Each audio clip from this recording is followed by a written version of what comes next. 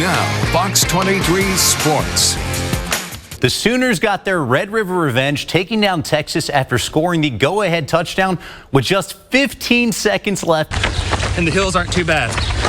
They get worse. There's Crybaby Hill. That'll come up later on. Get ready for that. Holding on to about 20 Division I scholarships, and right now he's going to make his official announcement for us on which school he'll be heading to. You want to talk about perfect timing, guys? The bus is literally just pulling up right now as the Golden Eagles are returning to campus. And I have full highlights for you as well as post-game reaction once this thing goes final. And I know things are still quiet here in Houston this morning. Really not just at quarterback. This is almost a completely new roster here for the Cowboys. Congratulations. Welcome to Tulsa. And how's it feel? It feels good, Spencer. I'm admiring your outfit now. You're decked out. We are in the home stretch now of the football season. Hard to believe we only got 3 weeks left of the regular season. It's been a roller coaster ride so far this year for Oklahoma State, both marked by a tough loss against South Alabama. What a season it's been for Ollie Gordon. Even after a slow start to the year, he's now leading the country in rushing with over 1,200 yards. That's a lot tougher to try and qualify out of there, so he's got some work in front of him. I didn't expect what we saw out here tonight. It was another classic game. And now they came into this thing undisputed #1 in the state. To figure out just who is out there, I decided to test the knowledge of some Cowboys fans to see they were just 1 win away from making their 4th straight trip to the World Series, and it'd be the first time the program has ever done that. Now, it was a Thursday night game, a nationally televised game. Great opportunity to kind of showcase this new team under head coach Kevin Wilson. A lot on the line this weekend for both Oklahoma and Oklahoma State. And I have this feeling that we're going to probably end up seeing them playing each other again somewhere down the line. As I mentioned, still all kinds of questions for them. Now 3 games into the season. A lot of really good-looking food. I'll be honest with you, I might see if I might be able to find myself a plate because this looks delicious. We had over 2 hours of delays because of the weather, but finally it would clear up and it was time for some football. Coming off a monster game, they have probably the best quarterback in the state in Shaker Isaac. We had 2 local teams going at it, undefeated top-ranked Bixby, looking to finish off a perfect season. The quarterback carousel continued at TU last week, and there are no signs of it ending anytime soon. And now the fun begins as we hit the important part of the season. Year 66, the celebration has begun. 1 step down, a million more to go. For a few hours on Sunday morning, over 6,000 runners from all 50 states and from 8 different countries got a chance to see our beautiful city 1 mile at a time. The rain's held out, so the weather's great. I love running through these little towns, and the hills aren't too bad. I had a little time on my hands, so I got to talking to a lot of nice people, including, of all things, some newlyweds. Now that we're married on the weekends, we like to spend Saturday doing a long run, and Julia decided to run a half, and so here we are. So he dragged you into this, is what you're saying? I was like, is he in the doghouse or is he all right? It's a good thing they found each other. A few miles down the road, I met a few other runners who might as well be married to the sport. I've done the OKC full and a half many times, and I've run a total of 19 marathons. But my 70th half, and I just qualified for Boston in 2023. Let's go! #1. Let's go! With only a few miles left to go, everybody got treated to some gorgeous sights along the Arkansas River, and then something that nobody wants to see. Nah. So, after some climbing, What do you think it's going to be like when they give you that medal? Big accomplishment, you know. I'm just going to be excited to get it and say I did it.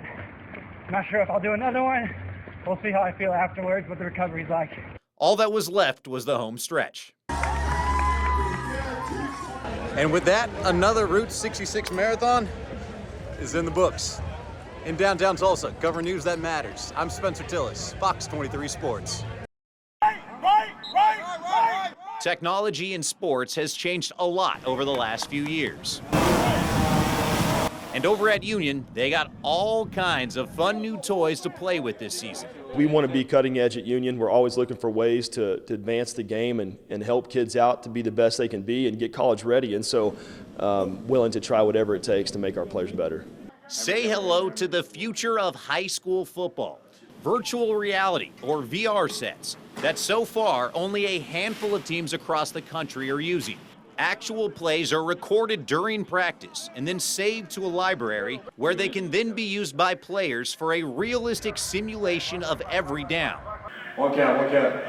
The acceleration, the learning loop is so much tighter. You can get 40 reps in about 10 minutes. You average that, out for 30 days. That's 1,200 reps. That's about 2 seasons worth of reps. Too good. Black.